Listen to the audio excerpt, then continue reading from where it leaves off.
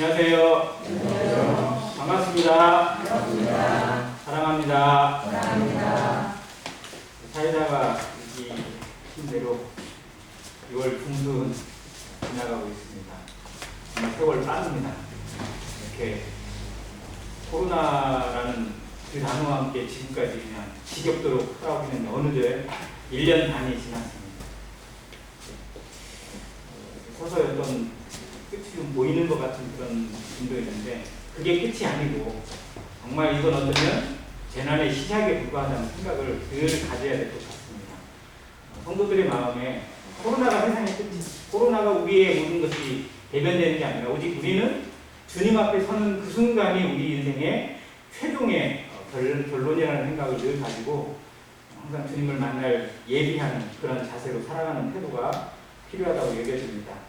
사도행전 24장 후반부를 통해서 사도 바울의 중심에 있는 마음, 그리고 어느 곳에 있든지 어떤 상황에 처해든지 간에 항상 복음을 전하고자 하는 그 열정을 배우는 한 시간이 되기를 더 바라는 마음이 있습니다. 사도행전 24장 14절 먼저 보겠습니다.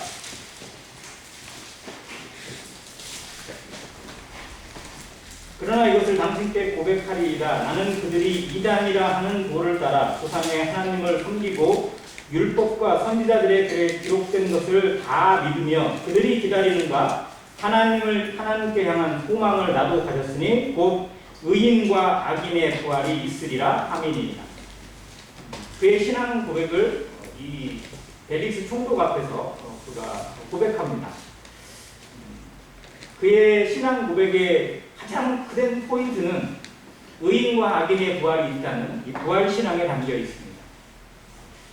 근데 이 사도 바울이 말하고 있는 이 부활은 유대인들이 믿고 있는 부활하고는 차원이 달라요. 지금 부활이라는 단어를 같이 쓰고 있지만 유대인들이 생각하는 부활은 그냥 나중에 다시 새로운 삶이 주어지는 것 정도, 예를 들어서 불교에서 흔히 말하는 윤회 정도의 그런 의미 정도밖에 되지 않아요. 영생과 영벌의 의미가 아니라 어떻게 보면 그냥 어떤 재생산의 기회 이 정도밖에 되지 않는데 그 부활의 단어를 사도 바울은 의인과 악인의 부활이라는 단어로 명확하게 구분을 짓습니다. 그리고 그것이 우리에 대한 믿음입니다. 세상 사람들이 사람이 한 번 죽는 것으로 끝이 난다고 생각하지는 않아요. 인생이 한 번 죽는 것으로 모든 것이 끝난다고 여기지는 않습니다. 그렇게 여기는 사람들은 많이 없어요. 분명히 뭔가가 있을 거다. 근데 그 뭔가가 있는 것이 지금 우리가 지금 살고 있는 이 생의 삶보다 훨씬 더 중요하고 훨씬 더 길고 훨씬 더 어마어마하다는 사실은 느끼지 못한 채 그냥 그러려니 하고 여기는 거예요. 그래서 죽음을 두려워하면서도 내 영생에 대한, 다음 세대에 대한 그런 것에 대해서 준비하지 않는 막연함이 있습니다. 이게 어떻게 유대인적 사고와 비슷해요. 그러나 믿는 자에게는 이 부활에 대한 분명한 확신과 소망이 있습니다. 의인과 악인의 부활로 구분이 되어져요. 그리고 그것은 영생과 영벌로 나누어집니다. 정말 그건 한 번 정해지면 누구도 가를 수 없고 누구도 되돌릴 수 없는, 그리고 한 번 정해진 건 영원토록 변하지 않는다는 사실을 기억해야 됩니다. 지금 이 땅에 살고 있는 70년, 80년의 인생은 그 영원을 준비하는 시간이지 이것이 전부가 아니고 이것이 어떻게 보면 지극히 작은 시작에 불과하다는 것을 하나님 앞에서 이 양심으로 깨닫고 마음으로 깨닫고 그리고 말씀 가운데 자신을 들여다보는 시간이 되기를 바랍니다. 이게 부활입니다. 부활은 진리입니다. 그리고 그 부활이 정말 나에게 주어지는 그 순간에 누구도 피해갈 수 없고 그 부활의 운명에 떨어졌을 때 정말 우리에게 남는 것, 인생에게 남는 건 후회와 슬픔밖에 없을 거라는 것을 늘 기억하면서 이 말씀을 듣게 되기를 바랍니다. 지금이 기회입니다. 하나님이 이 문을 열어놓으시고 누구도 닫을 수 없고 누구도 함부로 수 없는 구원의 문을 열어놓으시고 기다리고 계시다는 사실을 기억하고 또 그 구원의 문에 참여하는 기회가 지금 우리에게 주어져 있고 내게 주어져 있다는 사실에 감사해야 됩니다. 성도들도 이것을 기억하고 이 문이 닫히는 순간에 하나님의 문이 닫히고 하나님의 때가 마감되는 그 순간은 정말 가장 어미하고 가장 무서운 순간이 될 거라는 것을 늘 기억하며 살기를 또한 바랍니다. 사도 바울은 이 부활에 대한 신앙을 가지고 감옥에서도 또 어디에 누구를 만났든지 간에 담대함이 있었어요. 어차피 인생이 여기가 끝이 아니라 영원한 생명을 바라보고 있고 나는 지금 죽어도 지금 여기에 내 생이 마감된다 하더라도 누가 나를 죽여도 부활에 대한 소망을 깰 수 없기 때문에 내 마음을 내 영생을 그리고 내 마음에 있는 이 성령의 음성을 누구도 막을 수 없다는 걸 전파하고 있습니다. 그러면서 16절 제가 오늘 나누기를 원하는 부분인데요. 같이 한번 읽겠습니다. 시작. 이것으로 말미암아 나도 하나님과 사람에 대하여 항상 양심의 거리낌이 없기를 힘쓰나이다. 아멘. 믿는 자의 태도에 정말 이런 자세가 절대적으로 필요하다고 저는 여기에 듭니다.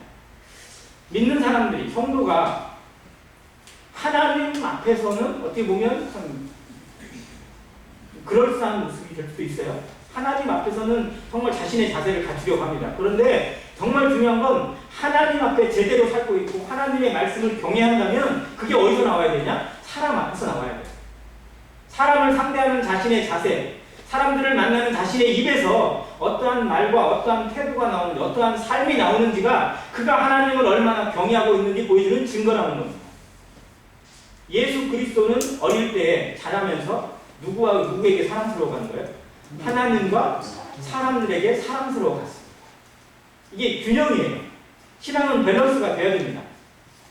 교회에서는 또 어디에 무슨 모임에서는 집회에서는 정말 그럴싸하고 대단한 열정이 있고 막 믿음에 놀라운 것이 있는데 세상 앞에 가면 똑같다. 그러면 이 사람은 오히려 하나님을 모독하는 것이지 복음을 증가하는 것은 결코 아니라는 겁니다. 어쩌면 우리의 신앙의 간증은 교회에 있는 시간, 예배당에 있는 시간이 아니라 세상에서 사람들을 만나고 내가 아는 누군가와의 시간들, 그와 속에서 이루어지는 시간들과 대화에 더 많이 담겨있지 않을까 생각됩니다. 이것이 우리가 하나님 앞에 서야 될, 그리스도의 심판자 앞에 서야 될 상급의 기준이 되어야 된다고 저는 믿습니다. 그래서 바울은 이렇게 얘기합니다. 이것으로 말미암아 나도 하나님과 사람에 대하여 항상 양심에 거리낌이 없기를 힘쓰나이다. 양심에 거리낌이 전혀 없다는 게 아니에요. 그러나 거리낌이 없기를 항상 힘쓰는 자세입니다. 그가 나는 날마다 죽노라 고백하는 이유가 여기에 있어요. 혹이라도 자신이 감정으로 사람들에게 상처를 주거나 자기 마음대로 해서 하나님의 이름을 모독하는 일이 나타나지 않기를 힘씁니다. 우리는 마땅히 그렇게 살아야 합니다. 성도라는 이름을 가지고 있고 하나님의 자녀라는 신분을 가지고 있고 그리고 말씀을 맡고 있고 복음을 깨닫고 있고 영생에 대한 소망이 있다면 세상을 향해서도 그 빛과 소금의 역할을 다할 수 있어야 되고 누구를 만나든지 간에 그 소망에 대해서 이 소망의 이유를 묻는 자들에게 항상 말할 것을 대답할 것을 예비하라고 했잖아요. 그런 자세로 준비되어 있는 자세로 하는 것이 지극히 마땅하다고 여겨집니다. 그래서 이것이 신앙의 밸런스이고 그리고 하나님과 사람 앞에서 양심에 거리낌이 없는 자세.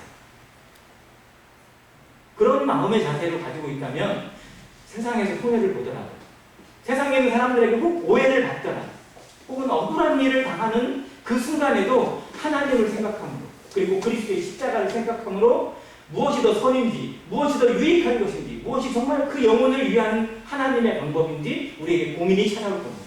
성령의 고민이 찾아오는 순간에 우리의 자세가 달라지고 우리의 언어가 바뀝니다. 감정이 나오는 게 아니라 하나님의 인내가 나오고 하나님의 온유가 우리를 통해서 드러나게 하십니다. 성령이 하시는 일이라고 저는 믿습니다. 그것이 우리의 변화이고 우리 삶의 변화를 통해서 그 믿지 않는 자들에게 하나님을 보여주는 하나님의 방법이라고 저는 생각합니다. 자, 이것을 사도 바울이 주장하고 있고 생각하고 있고 그 마음의 자세를 끝까지 살아갔어요. 그리고 바울은 이것을 성도들에게 가르쳤습니다. 그리고 우리가 아는 바울의 영적인 아들이 누구죠? 디모데죠. 디모데의 믿음이 바로 이 믿음이었어요. 디모데후서 1장 보겠습니다.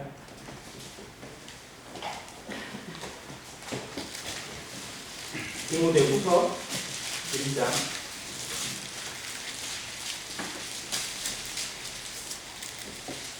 3절. 디모데후서는 사도 바울이 아들 디모데에게 마지막으로 보내는 유언의 말씀입니다.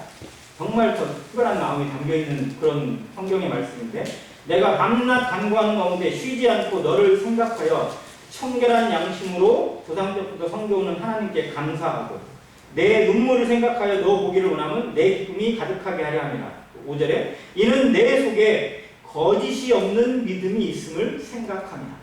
어떤 믿음이에요? 거짓이 없는 믿음. 청결한 양심과 거짓이 없는 믿음이 디모데를 대표해주고 있는 표현입니다. 열정이 풍부하고 은사가 뛰어나고 정말 대단한 능력을 가지고 있는 것, 이건 우리가 생각하기에 정말 대단한 거지만요, 정말로 그 모든 것의 기초는 어디에 있느냐? 청결한 양심과 거짓 없는 믿음에 있습니다. 이것이 만약 우리 가운데 사라져 있고 이것이 나타나지 않는다면 오히려 그는 독설이 될 수밖에 없고 자기를 나타내는, 오히려 복음을 회방하거나 교회를 회방하는 존재가 될 수밖에 없어요. 수많은 사람들이 그렇게 살아왔어요. 대단한 능력을 가지고 있는데 청결한 양심이나 거짓 없는 믿음에서 파손된 자들은 오히려 자기를 내세우는, 자기의 이름을 내는 데만 급급해져서 오히려 믿음을 회방하고 교회를 회방하고 그러한 자들이 돼요. 성경에 그런 이름들이 많이 나옵니다. 그래서 우리도 은사가 중요하고 성령의 능력이 중요하고 성령의 충만을 통해서 복음의 열매가 나타나는 것도 정말 대단히 중요하지만 그보다 더 기초가 어디에 있느냐? 거짓이 없는 믿음, 청결한 양심에 담겨 있습니다. 세상을 향해서든 하나님을 향해서든 이 양심의 거리낌이 없기를 힘쓰는 성도의 자세가 정말 마음속에 깊은 고민처럼 우리 마음에 얼마나 많은 거짓이 있고 위선이 있고 그리고 스스로 생각해도 정말 끝없이 솟아나는 그런 거짓들이 우리 마음속에 있습니다. 어떻게든 나를 나타내고 싶은 그런 막 충동이 일어나게 되고요. 순간순간마다 어떻게든 위기를 돌파하고자 하는 그런 거짓들이 우리를 유혹하기도 합니다. 그래서 정말 원치 않지만 그게 의도한 건 아니지만 잠깐 속이는 말들도 우리 가운데 수시로 나타날 수 있고 또 그런 것으로 그냥 그 위기를 잠깐 넘기려고 하는 태도도 얼마든지 나올 수 있어요. 그게 지혜인 것처럼 생각되기도 하고 인기응변이라는 말로 덮어 씌우기도 합니다. 그러나 정말 그것이 하나님의 방법일지는 고민해야 돼요. 그래서 성도는 무슨 일을 당했을 때 더욱 고민해야 됩니다. 이것이 하나님의 뜻이라면, 이것이 하나님이 주시는 길이라면 어떻게 내가 말하고 어떻게 처신하고 어떻게 대하는 것이 하나님의 길일지, 하나님이 이 일을 통해서 어떤 것을 나에게 보여주실지, 어떠한 자로 양육하실 것인지, 어떠한 훈련을 통해서 이 사람에게, 나와 상대하고 있는 이 사람에게, 어려운 관계에 있는 이 사람에게 하나님을 보여줄 수 있는 기회로 삼을 것인지 고민하고 기도해야 합니다. 사도 바울은 그래서 누구를 만나든지 하나님을 보여줄 수 있는 그리스도의 복음을 나타낼 수 있는 통로가 되기를 힘썼습니다. 이 믿음의 기반, 이 양심의 기초가 어쩌면 이 시대에 사라져 있어요. 정말 양심이 사라진 시대. 아니, 양심이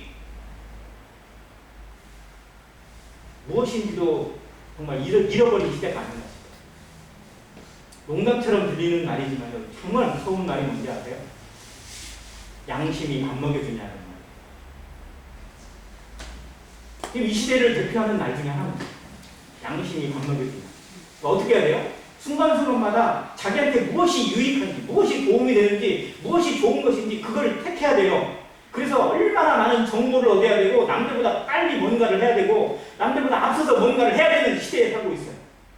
그러니 양심과 하나님을 향한 어떤 그러한 마음 자체보다도 모든 것이 세상의 기준으로 바뀌어있는 이 시대에 성도는 과연 무엇으로 살아가야 할 것인지, 정말 마지막 불꽃이라고 여겨지는 안행교의 성도는 무엇으로 내가 만나는 사람들에게, 믿지 않는 자들에게 우리 마음속에 있는 성령의 빛을 보여주고 있는지, 과연 말에 있지 않고 능력에 있고 말에 있지 않고 하나님의 인격에 담겨있는, 성품에 담겨있는 우리의 삶이 되기를, 우리의 언어가 되고 우리의 태도가 되기를 간절히 기도합니다. 바울의 이 기도가, 이 태도가 우리에게 배워져서 정말 쉽게 행동하고 쉽게 말하는 것이 아니라 조금 더 고민하고 조금 더 엎드리고 조금 더 진통이 있더라도 조금 더 덜이더라도 그것이 하나님의 영광을 나타낼 수 있는 길이 되기를 기도하는 모든 성도가 되시기를 간절히 바랍니다. 자, 그리고 이제 예루살렘에서 있었던 자신의 일들을 몇 가지 얘기합니다. 그 중에 몇 가지만 볼게요. 첫 번째는 그가 민족을 사랑하는 마음으로 예루살렘에 돌아왔습니다. 사도 바울은 예루살렘에 가면 분명히 체포된다, 고난을 당한다, 죽을 수도 있다라는 경고를 수없이 받았어요. 누구에게 받았냐면 믿는 성도에게, 예언하는 예언자에게, 선지자들에게, 그 가족에게 그걸 계속 받아왔어요. 심지어는 자기의 허리띠를 떼어가지고 이 허리띠의 주인을 이렇게 할 것이다 라고 직접 보여주기까지 했습니다. 그럼에도 불구하고 왔어요. 그 이유는 자기 민족을 사랑하는, 아무리 내 목숨이 중요하고 아무리 내 인생이 중요하도 내게 맡겨져 있는 사명, 그리고 내가 유대인으로서 내 동족을 돌아보지 않고 내 동족이 저 멸망 가운데 처해지는 걸 그냥 눈 뜨고 보는 건 내 양심이 허락하지 않았기 때문에 그는 예루살렘에 체포될 걸 알고 왔어요.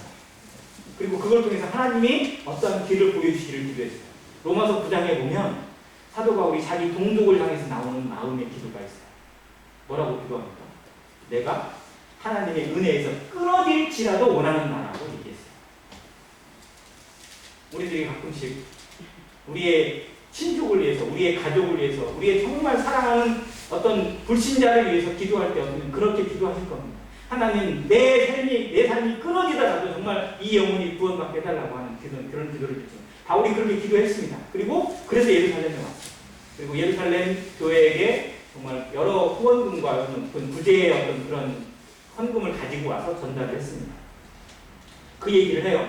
그리고 예루살렘에서 그 성전에서 행했던 결례에 대해서 그리고 그 체포된 이유를 얘기합니다. 전에 얘기한 것처럼 그가 예루살렘 성전의 결례를 행한 지 12일 만에 지금 여기 서 있어요. 아무 준비할 것도 없고 어떤 모임을 가질 것도 없고 자기 파당을 만들어서 뭔가 반역을 준비하거나 뭔가를 준비할 만한 시간도 그런 것도 전혀 없는 그런 상태를 얘기하고 있어요. 그가 여기에 서 있는 이유는 하나님의 뜻임을 얘기하는 거예요. 사람이 여기에 자기를 세웠지만 유대인들이 자기를 잡아다 여기다 세웠고 로마의 관원들이 총독이 자기를 이 재판장에 세웠지만 실상 내가 여기에 있는 것은 누가 하신 것이다? 하나님이 하신 거예요. 우리에게도 이 믿음이 있습니다. 내가 여기 전주에 머물러 있고 전주에서 어떤 일을 감당하고 있고 누군가를 만나고 있는 것은 내가 의도한 것도 있을지 모르고 어떤 우연이 있을지 모르지만 그 모든 것을 주관하시는 하나님의 계획 속에 담겨 있음을 믿어야 합니다. 그리고 그 만남 속에서 그와의 어떤 사귐 속에서 그리고 그 시간 속에서 하나님이 어떻게 일하실지 어떻게 역사하실지 정말 주의하는 마음으로 그리고 내가 단 한 가지라도 단 한마디라도 하나님을 그에게 전달할 수 있는 기회가 되기를 힘써야 합니다. 그것이 성도의 합당한 자세라고 저는 믿습니다. 우리가 거창한 복음을 유창한 복음을 통해서 그를 단번에 변화시키고 싶은 마음이 우리에게 있을 수 있어요. 그런 충동이 생길 수 있어요. 그러나 그것은 어쩌면 때로는 교만일 경우가 많습니다. 영혼은 우리의 원한다고 우리의 주장대로 진짜 영혼이 움직이진 않아요. 이건 영적인 싸움이니까. 그러나 정말 그 만리장 정도 그 거대한 댐도 아주 사소한 돌멩이 하나에 아주 작은 균열 하나에 무너지는 법입니다. 그래서 우리의 말 한마디가 우리의 태도 하나가 작은 균열이 되기를 기도해야 됩니다. 그의 영혼을 흔들고 그의 마음에 정말 어떤 파동을 일으킬 수 있는 그런 것들이 될 수 있도록 그러려면 우리의 자세가 바뀌어야 돼요. 우리의 말이 바뀌어야 됩니다. 똑같은 자세와 똑같은 말로 그의 영혼을 흔들 수 못해요. 어제나 똑같네요. 믿는 사람이나 안 믿는 사람이 똑같네. 이 태도가 그의 생각에서 나오는 순간에 우리는 실패하고 맙니다. 정말 믿는 사람은 다르구나. 아, 제가 달라졌구나. 쟤는 뭔가 있구나. 이런 것이 들으려면 우리의 손해를 보더라도 내가 좀 어려움을 겪더라도 정말 하나님의 마음으로 예수 그리스도의 십자가가 내가 질 수 있는 십자가는 아니지만 나의 십자가를 진다는 각오 그리고 제자의 마음으로 정말 우리의 고난을 감당하고 그의 영혼을 천국으로 인도할 수만 있다면 생명으로 인도할 수만 있다면 내가 좀 손을 보면 어때요? 그것이 하나님의 상급이고 천국의 보안데 내가 심지어 몸이 상하게 되고 심지어 죽게 된다 한들 그것이 하나님의 영혼을 수많은 영혼을 하나님께 인도할 수 있는 길이 된다면 그보다 더한 것이 어떻게 있어요? 우리가 그렇게 닮을 수는 없겠지만 가끔씩 생각나는 그 고백이 있어요. 여러분도 잘 아시는 두 아들을 정말 그 공산당이라고 해야 되나요? 그 반란군들에게 하루 한날에 두 아들을 잃어버리고 감사의 기도를 드렸던 이름도 생각났네. 우리나라에 정말 유명한 목사님. 그분이 그렇게 기도했어요. 자신의 두 아들을 한 아들도 순교자로 드리는 것이 정말 어려운데 두 아들을 순교자로 세우신 하나님께 감사한다. 하루 한날 동시에 천국에 갈 수 있도록 인도하신 그 하나님께 감사한다.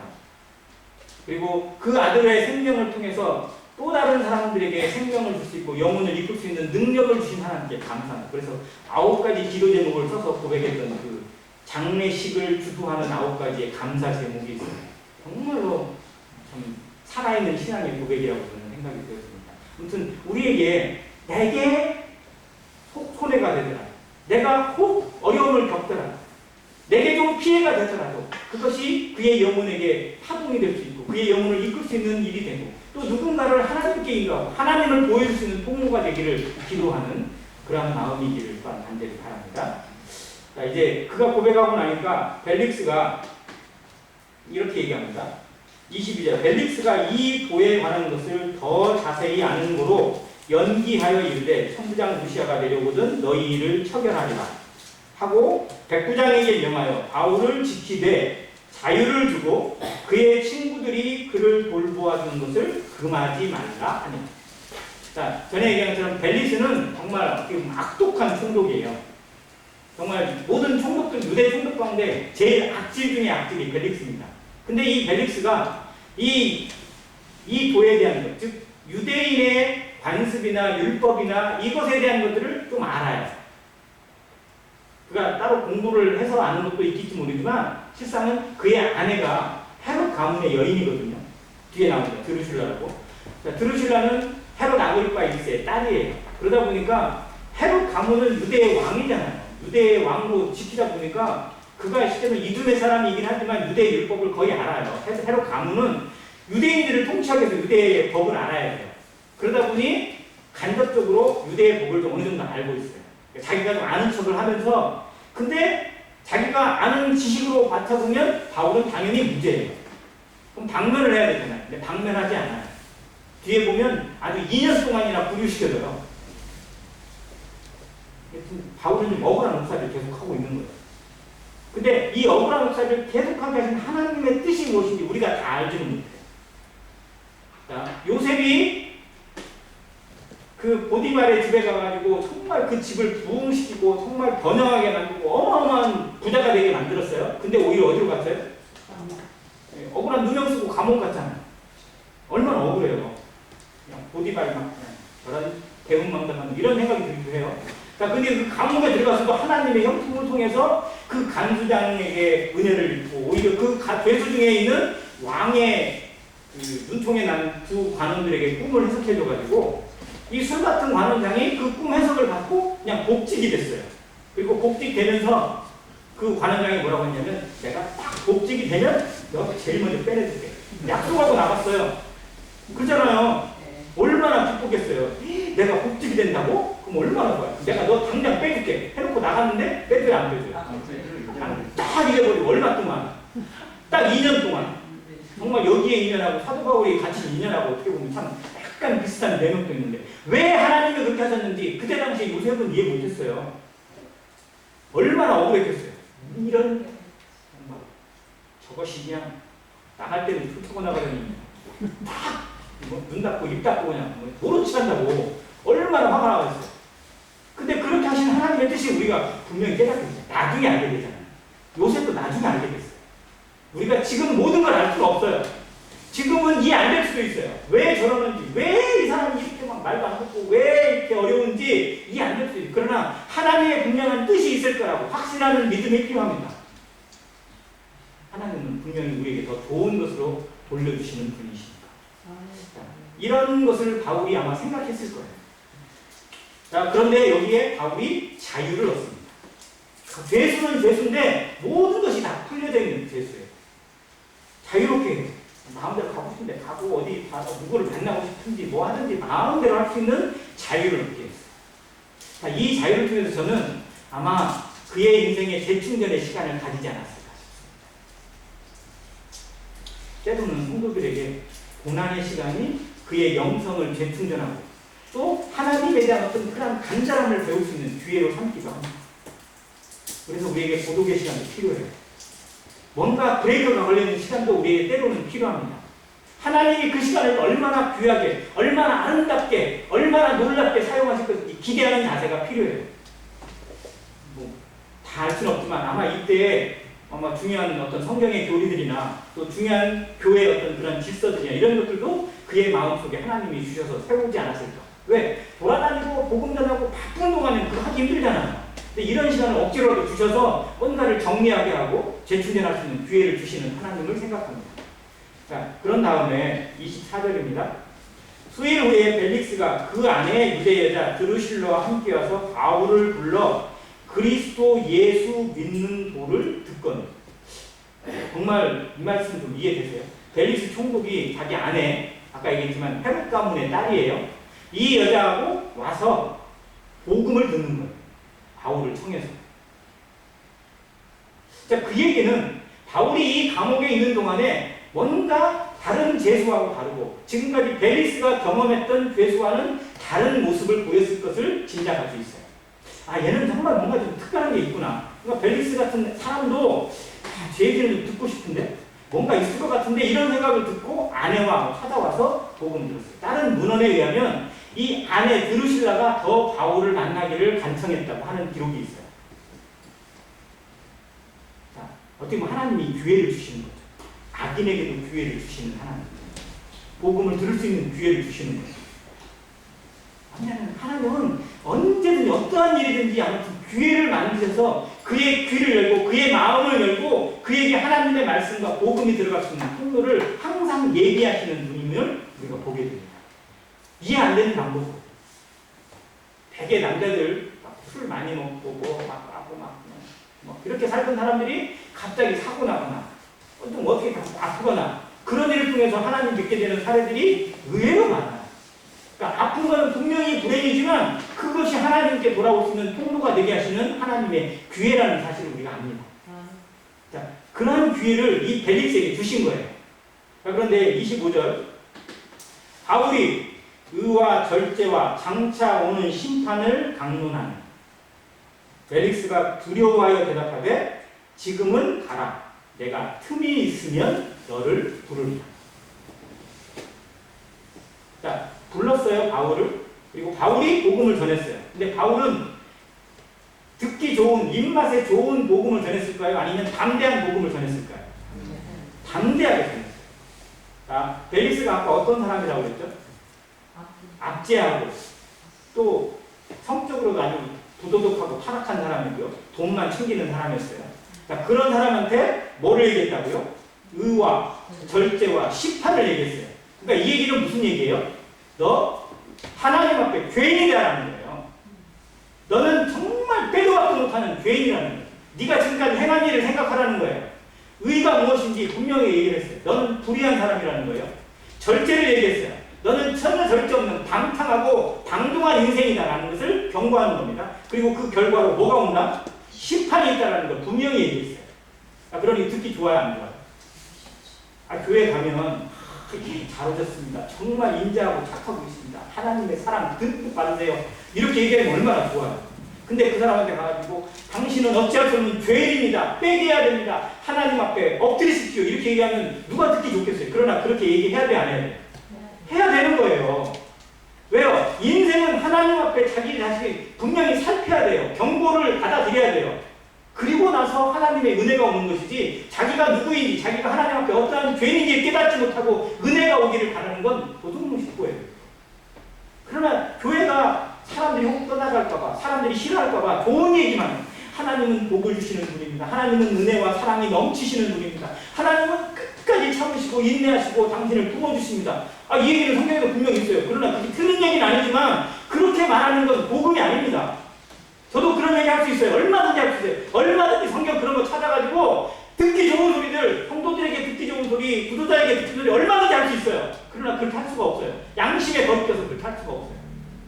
성령의 음성이 아닌 사람의 말로 영혼을 건질 수는 없습니다. 성령의 음성이 들리기 위해서는 아픔도 필요합니다. 엎드림이 필요합니다. 깨어짐이 없으면 생명이 있을 수 없어요. 거듭나는 것은 죽어야만 합니다. 바울이 그걸 강조했어요. 분명하게 얘기했어요. 선포했어요. 그러니까 벨릭스가 좋은 얘기 들으려고 나한테 좀 축복을 해주겠지. 하나님의 은혜로 축복을 해주겠지. 이런 데도로 다 섰는데 갑자기 막 의와 절제와 심판과 막 내려치니까 마음이 엄청 두려운 거예요. 그리고 두렵고 또 한편에서는 기분이 좋았을까요? 나빴을까요?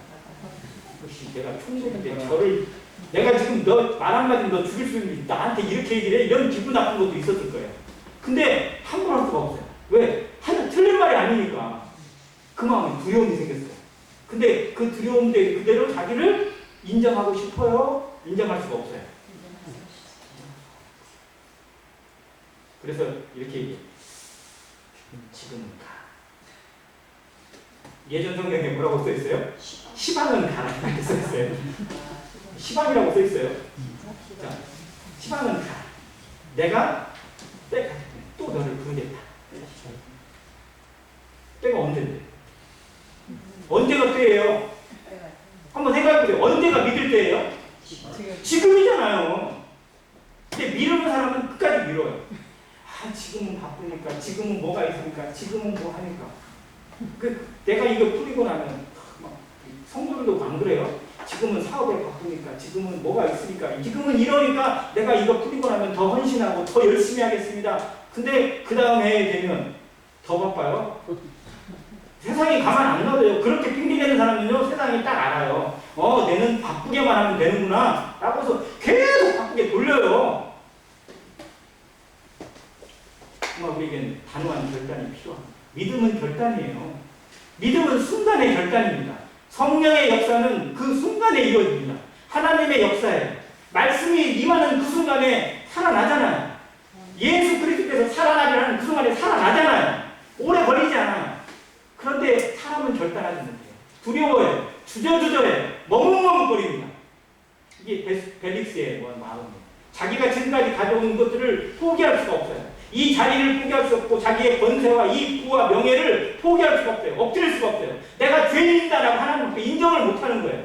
그러기가 싫은 거예요. 그러니까 보내버려요. 다시. 얼마나 많은 영혼들이, 얼마나 많은 구조자들이 이런 자세로 복음을 거절하고 있는지 모릅니다. 알았어. 뭔 말인지 알겠는데 지금은 나중. 근데 이게 정말 얼마나 무서운 건지 알아야 됩니다. 자, 그런 다음에 바울이 벨릭스를 그 2년 동안에 자주 만날 기회가 있었을까요? 없었을까요? 있었어요. 벨릭스가 또 만나요. 근데 방법이 바뀌어요. 26절입니다. 동시에 또 바울에게서 뭐 할까 해서 돈을 받을까 바라는 것. 이게 복음을 들으려고 하는 게 아니라 뭐에 욕심이 생기는 거예요? 얘가 뭐 부재 헌금도 가져왔고 뭣도 가져왔다고 그러니까 돈이 좀 많이 있는 것 같다. 또 주변에서 빵빵하게 후원해주는 사람도 많은 거 보니까 얘를 잘 구워사면 돈도 좀 얻을 것 같은데 이런 마음으로 두 분이 복음이 들어오겠어요. 교회를 찾아오는 이유가 자기 영혼의 문제를 아니라 사업의 문제로 찾아오고 무슨 문제로 찾아오고 그것에 좀 도움이 될까 봐 찾아오는 것. 얼마나 많아요. 교회가 그런 장으로 바뀌었어요. 지금 안 그런가요? 대형교회를 가는 이유가 뭐죠? 사업하는 사람들은 특히 그렇죠. 왜? 거기 가면 고객이 많이 있어요. 얼마나 널려있어요. 다 내 고객이라고 생각하고 자기만의 착각이지만 아무튼 이런 착각 속에 살아가는 영혼이니까 복음이 들어오지가 않아요. 처음에는 그나마 복음이 좀 들렸어요. 그래서 두려웠어요. 근데 나중에는 아예 거기에 문 닫아버리고 다른 것으로만 불러요. 다른 것으로 만나가지고 또 안 주나? 내가 너 얼마든지 할 수 있어? 좀 내놔봐? 이런 자세요. 자기가 상관이고 자기가 이 사람을 어떻게 할 수 있는 존재라고 생각하고 착각하고 살아가요. 이 한계를 벨릭스가 벗어나죠. 그렇게 2년의 시간이 지났어요. 저는 2년의 시간이 한편에서는 하나님이 벨릭스를 향해서 주신 기회라고 생각합니다. 이 악인을, 이 형편없는 악인을 하나님이 정말 복음을 들었기 때문에 복음에 대해 접근했기 때문에 더 기다리시고 그의 영혼이 돌아오기를 간절히 바라시는 마음으로 기다렸다고 저는 생각이 들었습니다. 물론 바울도 훈련을 했지만 그런 그 기회를 그는 걷어찼습니다. 돌아오지 않았어요. 그리고 27절에 이태가 지난 후 오르기오 베스토가 벨릭스의 소임을 이어가더니 벨릭스가 유대인의 마음을 얻고자 하여 바울을 구류하였습니다. 벨릭스가 그 소임을 다하고 로마로 소환이 됩니다. 이게 역사의 사건인데요. 예루살렘에서 여러 가지 폭풍들이 많이 일어났어요. 항상 일어나요, 예루살렘. 근데 그런 사건을 어떻게 처리했느냐에 따라서 이제 달라지는데 가이사랴 쪽에서 무슨 유대인하고 헬라인 사이에 어떤 사건이 있었대요. 근데 여기에 벨릭스가 전적으로 헬라인 편을 들어버렸어요. 그래서 유대인들이 많이 피해를 보고 죽음도 당하고 어려움을 겪었어요. 그래서 유대인들이 이 벨리스에 대해서 로마로 찾아가서 항소장을 낸 거예요. 고발장을 낸 거예요. 이 총독에 대해서. 그리고 증거를 제시해서. 그래서 로마에서 이 벨리스 총독을 소환시켜버렸어요. 그 자리에 잘린 거예요. 이 실제 있었던 사건이거든요. 그리고 베스토가 대신 총독으로 오게 돼요. 근데 아무튼 그는 주신 기회를 제대로 잡지 못하고 그 은혜를 받을 수 있는 기회, 하나님 앞에 돌아올 수 있는 기회, 회개의 기회, 구원을 받을 수 있는 기회를 걷어찬 불행한 인생이 되고 말았어요. 이 시대에도 얼마나 많은 이런 불행한 길을 반복하고 있고 자초하고 있는 인생들이 많은지 모릅니다. 우리 주변에 이러한 사람이 없기를 간절히 바랍니다. 정말 말씀이 들려졌을 때, 말씀이 내 양심을 두드렸을 때, 주님의 마음이, 주님의 음성이 우리를 두드렸을 때 거절하시면 안 돼요. 성도들도 마찬가지예요. 성도들도 더하죠.